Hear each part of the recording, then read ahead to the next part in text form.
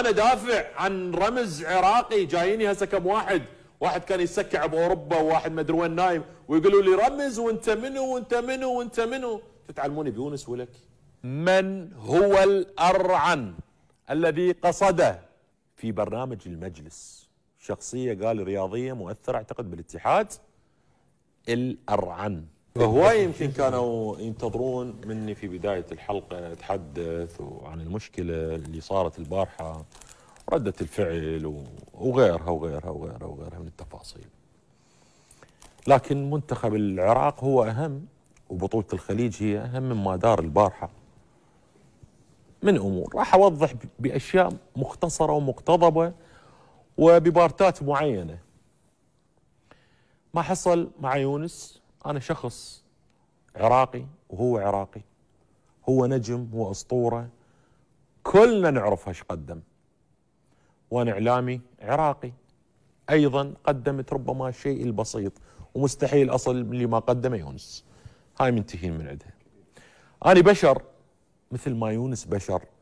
هو 3 ساعات بالمجلس يبدو انضغط من الاسئله، فطلع كان يتوقع بان احنا احد دازنا عليه، وكان اسئله ويعني نعم انا اقول ممكن كانت هناك في نوع من الاسئله فيها نوع من يعني من الاكشن او مطالبات او غيرها.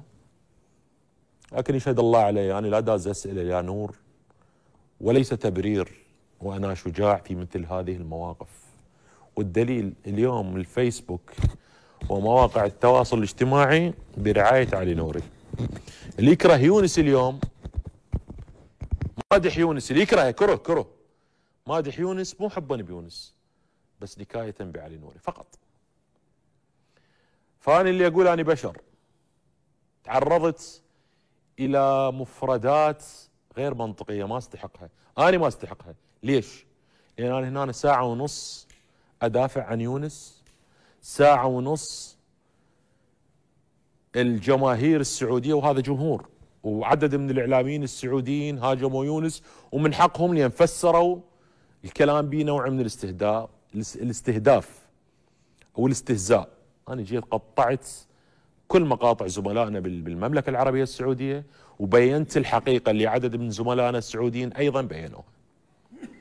انا ما اجرمت بشيء، لكن اني دم ولحم وبشر. من ساعه ونص انا قاعد هنا تعبانين عن الحلقه، وكل الدعم ليونس محمود في وقت كانت دكاكين أخرى تهاجم يونس هجوم لاذع. أحد زملاء يونس في أحد البرامج يصفه بالطفل، مع احترامنا له. مقدم أحد من البرامج يتحدث بما شاء عنه، وهذا المقدم اللي ربع ردن وصفه في مرة من المرات وطالب بمحاكمته واتهمه بالتطبيع مع الكيان الصهيوني. واحنا من وقفنا؟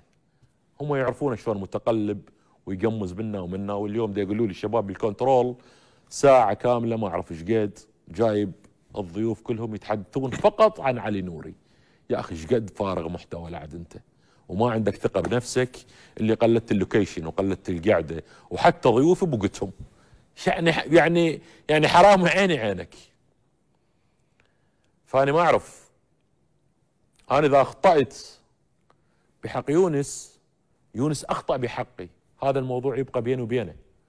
وللعلم ترى صار اتصال البارحة بعد كل اللي شفتوه، وعن طريق الصديق محمد العزاوي حاول يتدخل، لكن الأمور كانت مشنجة. وسولفنا أنا ويونس حتى لا حد يقول، لا حد يتصيد بأمور ويتوقع ويريد يسوي نفسه محامي على يونس محمود. يونس ما يحتاج محامي.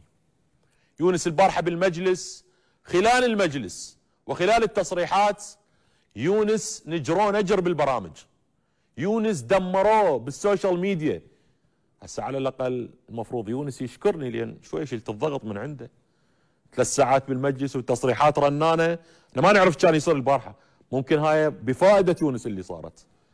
انا اتحملها لان انا شجاع، اتحمل مثل هاي الامور.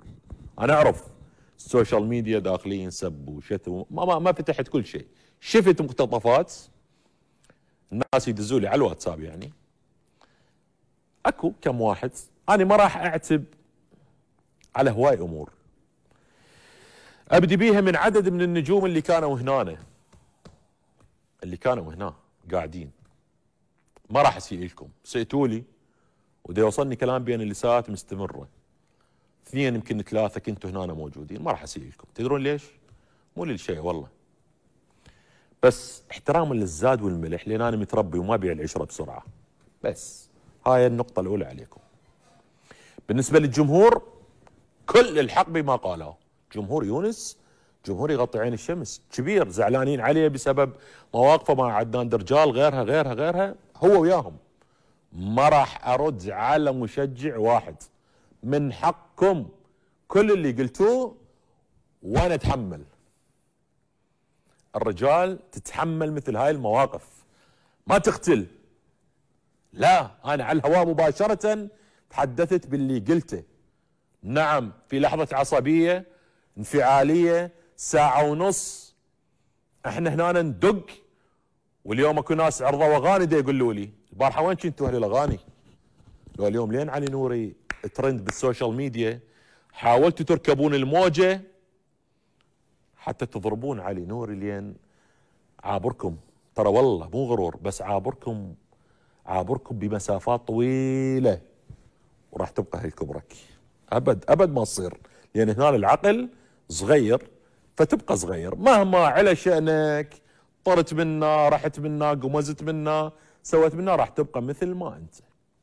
اما من يمك اليوم اللي حاكين عليه، لان يقولون حاكين هواي، فانا مسامحكم، مو لشيء والله. اقدر ارد عليكم، يا ما رديت هنا عليكم يمي ورديت عليكم، مو الان ارد عليكم وانتم بغير مكان. فما راح احكي ولا ارد عليكم لسبب واحد، الزاد والملح فقط، بس رغم دقايتكم واللي سويتوه. اما نجوم زملاء يونس محمود لكم كل الحق. كرار جاسم، مهدي كريم قالوا لي، علي رحيم اللي وصفه بالطفل البارحه، عادي من حقكم. لكن وضحت بما اعتقد فيه الكفايه. الامام علي يقول عليه السلام: حين سكت اهل الحق توهم اهل الباطل انهم على حق. بس انا ما اتاثر بهجمات السوشيال ميديا ابدا، لان انا مثل ما الناس ما تقبل واحد يسيء لها، انا هم ما اقبل واحد يسيء لي. اتحدى الان، اتحدى اي شخص يطلع ورقه ويقول علي مدفوع الثمن او ماجور او غيرها. حرامي لا تصير، سلطان لا تخاف، وراح اكتفي وراح اقرا بيان القناه وبيان الاتحاد، لان هاي من باب المهنيه لا غير. اداره تفضل. انت تعرف انا صار لي يمكن هاي التغطيه الرابعه نعم معك، وانا اعرفك انت من اي معدن ومن اي طينه، وبالتالي انا اعرفك في بكثير من الاحيان انت رجل شجاع، وعلى قولتنا احنا تبطيها بالقصه. نعم.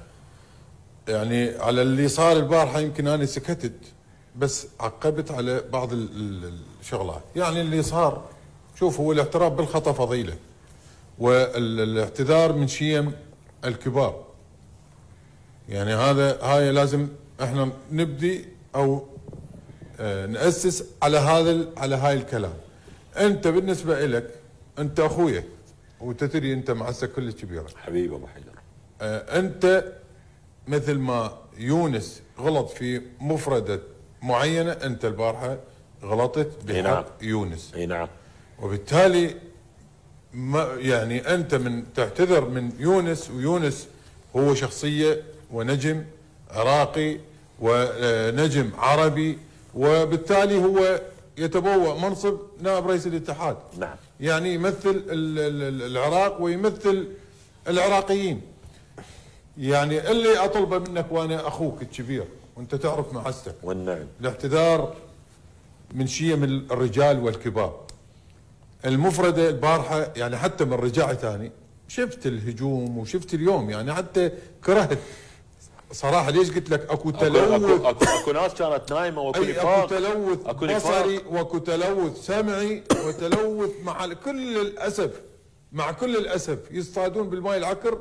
اللي اتمناه منك اني ومع يعني احترامنا الى كابتن يونس محط احترام وتقدير، وانا يعني ايش قد اني يعني اعرفه من كنا بالطلبه، هو لا انا لاعب وياه ولاعب وياه يونس، واعرف شنو يعني هو ايش قد مرات يحكي وهاي، لكن يعني قلبه طيب، قلبه مال طفل، وبالتالي انت انا اعرفك انت طيبتك واخلاقك.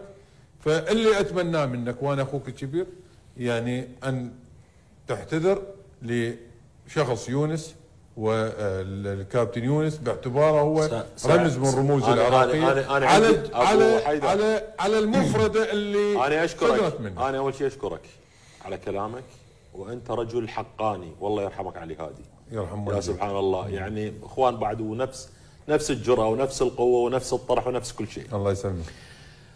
أنا نعم سئت ممكن بمسألة أطلع برا. أي هاي المفردة. أي نعم. أي بس هاي لا. أنا هاي ممكن لأن يونس محمود هو أنا أقول أنا أعتذر لك فقط لأن طردتك. يعني قلت لك اقطع، أنا كان المفروض أتعامل وياك بهاي الطريقة، اقطعوا لي صوت يونس، اقطعوا لي صورة يونس، أنت ما تستحق واحد يدعمك وما تستحق ساعة ونص احنا ندافع عنك بس. نعم بس انا هم لحم ودم. انت اي اعرف. انا انهضمت. تعرف شنو الكلمه؟ خلينا نقولها انا انهضمت ابو حيدر. انا ساعه ونص وانتم شهود. انا دافع. انا دافع مو انا دافع عن رمز عراقي. جاييني هسه كم واحد كان يسكع باوروبا، وواحد ما ادري وين نايم، ويقولوا لي رمز وانت منو وانت منو وانت منو. تتعلموني بيونس ولك؟ انت منو؟ القصد انا انهضمت على نفسي من الكلمه اللي قالها. طبعا انهضمت، مدفوع الثمن. منو دافع الثمن؟ منو دافع لي ثمن؟ فقط انا هذا اللي قلته. لذلك انا على التصرف نعم اعتذر، ما عندي كل مشكله. انا ابدا ما اتطير على موضوع بان هو حق وهو باطل، واعتذر لان هو يونس محمود فقط. انا مو اعتذر لان خايف منه او ابدا، ما حد يخاف من الثاني، لكن بنفس الوقت انا طالبه بالاعتذار. ان شاء الله يرجع. انا طالبه بالاعتذار على مدفوعي الثمن. يرجع ان شاء الله. لان احنا لا نشترى يا يونس، وانت تعرف انا مواقفي وياك زين. اذا انت حاسبني على عدنان درجال فوالله ما فد يوم عدنان درجال طلب مني ان نحكي عليك، ولا يتجرأ عدنان درجال او غيره ان يطلب مني ان اكون اداة بيد شخص. اذا انت يا يونس تحرك ادوات عندك لضرب فلان وفلان فاني ما استخدم، ويا ما تعرف مواقفي وياك شنو. فاللي صار نعم. الناس اليوم استغلته. ناس دمرت ليونس اليوم طلعوا يحبون يونس. ما اقبحك يا اخي، ما اقبحك. بالظاهر موافقا وفي الباطل منافقا، ما اقبحكم يا اخي. بيننا وبينكم تحجون على يونس 24 ساعه، واليوم كلكم تصدون ويونس ابو الغيره. نعم يونس ابو الغيره، بس ليش تنافقون؟ ليش ما تكون رجل وتتحدث بالحقيقه؟ لانكم متقلبين، جلودكم تتقلب. نعم انا امتلك الشجاعه واعتذر من العراقيين. يونس عندهم رمز وعندنا رمز ايضا، لكن هل يقبل عراقي واحد او عربي او غيره ان يظهر اي شخص مهما كان منصبه على الهواء مباشره وامام الملايين والكل تشوفك داخل العراق وخارج العراق ويقول انتم مدفوعي الثمن؟ تقبل ابو حيدر؟ شنو تكون ردة فعلك؟ لا هو اكيد باللحظه انا اللي علي سويت. على المستوى الشخصي. على المستوى الرسمي هذا بيان اداره اي نيوز الفضائيه. طلعوا لنا يا شباب حتى نقراه من باب المهنيه، لان هذا حق. توت قناه اي نيوز الفضائيه ان توضح ملابسات المشاده الكلاميه التي حدثت خلال برنامج ليالي الخليج بين مقدمه الزميل علي نوري ونائب رئيس الاتحاد العراقي الكابتن يونس محمود. إذ نود الإشارة إلى أن الحلقة كانت مخصصة. اللي ما شايف الحلقة والله تعال يا حسين، اللي شاف بس المقطع أوكي، أدعوك قبل أن تسب وتشتم، لأن ما راح تزيد مني ولا تنقص مني. إذا سبيت وإذا شتمت أبد والله ما تأثر أبد، هاي أنت وربك مو مشكلتي يعني. أدعوك أن تشاهد الحلقة منذ البداية، بس حلقة البارحة، ولا تستلم العشر ثواني هاي بس اللي أسيء لنا واللي دافعنا بها عن نفسنا، ولكل فعل ردة فعل.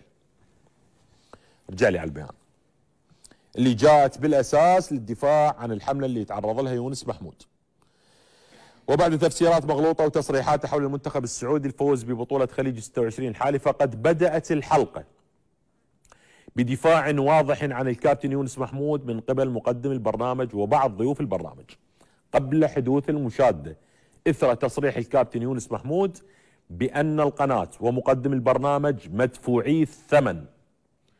وفي هذا السياق نؤكد أن ما بدر من الزميل علي نوري خلال المشادة الكلامية لا يمثل توجه القناة، نعم ما يمثل توجه القناة ولا يمثل توجهي، ولا يعكس خطابها الإعلامي المعتدل، ولا يمثل آراء ومتبنيات الزميل علي نوري المدافعة عن الكرة العراقية ورموزها في الكثير من المناسبات.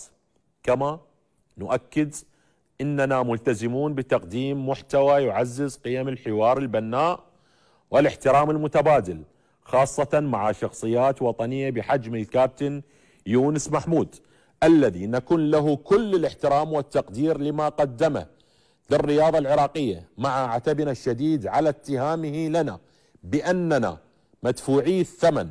كما نشير إلى أن القناة أخذت على عاتقها دائما استضافة نخب محترمة من المحللين والخبراء العرب لدعم الأنشطة الرياضية وعكس صورة إيجابية عن العراق في المحافل كافة.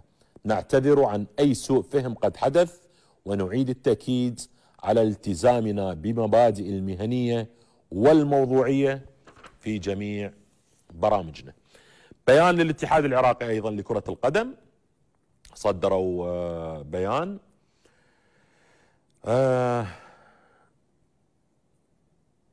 البيان طيني البيان. بيان من الاتحاد العراقي: حرصا من الاتحاد العراقي لكرة القدم ومن أجل الحفاظ على مبادئ الاحترام المتبادل والتعاون المثمر مع وسائل الإعلام كافة، فإننا نعرب عن الاستياء من التصريحات والإساءات غير اللائقة التي صدرت من إحدى القنوات التلفزيونية بحق النائب الثاني لرئيس الاتحاد يونس محمود، ونؤكد أن ما تم تداوله يمثل تجاوزا واضحا للأعراف المهنية والإعلامية، ويضر بروح التعاون التي نحرص على تعزيزها مع جميع الجهات الإعلامية. وهنا لا بد لنا أن نشدد على أن النقد البناء هو جزء من العملية الإعلامية التي نحترمها وندعمها، ولكننا في الوقت نفسه نرفض أي شكل من الأشكال التجاوز أو التشهير الذي يتنافى مع القيم المهنية. أن الإعلام الرياضي يعد شريكا أساسيا في صناعة الإنجاز الرياضي ومؤثرا في صياغة القرار الرياضي، بل كان موجودا وداعما مهما لكرة القدم العراقية، لكن ما حدث يدعونا إلى المطالبة بضرورة عودة الأمور إلى نصابها وعدم صب الزيت على الموضوع ودق الأسفين بين الجهات المعنية. نأمل من جميع وسائل الإعلام الالتزام بالمعايير المهنية والأخلاقية بتغطية الأحداث، ونؤكد استمرارنا بالتعاون مع كل جهة إعلامية تحترم هذه المبادئ وتهتم بالقيم المهنية وأساسيات العمل الصحفي. أنا اللي علي هذا بيانين، وأني تحدثت ووضحت كل ما حصل. بالنسبة للمنافقين ما لي علاقة بهم، بالنسبة اللي حكى عليه ما لي علاقة به، بالنسبة للضيوف اللي كانوا هنا وطلعوا وهم حاكين عليه هم ما لي علاقة بكم ولا راح أرد عليكم، لأن يعني أنا أرفع من أن ناكل ونطب ونقعد سوا وبعدين تطعن بالظهر، هذا مو ثوبي ولا راح أسويها. عموما مع بيان الاتحاد العراقي، طالب الاتحاد العراقي بشغلتين: الأولى أن أيضا لا تكون المسبة والاتهامات بسبب مشاكل داخلية تنعكس والله علي نور مساند لعدنان إذن هو ضد يونس، لا أبد والله أبدا. ثانيا أدعو الاتحاد العراقي أن يطالب يونس محمود نفسه بعد انتهاء البطولة ويقعدون وياه ويقولوا له من هو الأرعن الذي قصده في برنامج المجلس، شخصية قال رياضية مؤثرة اعتقد بالاتحاد، الأرعن يدفع فلوس حتى يسقطون يونس محمود. هذا الشغلتين فقط وما عندي شيء بعد أقوله. وجمهورنا عادي خذوا راحتكم بالسب والشتم، أنا ما أتأثر، وداعمين احنا المنتخب، كل التوفيق لمنتخبنا، وإن شاء الله باكر فوز عراقي وتأهل إلى الدور نصف النهائي.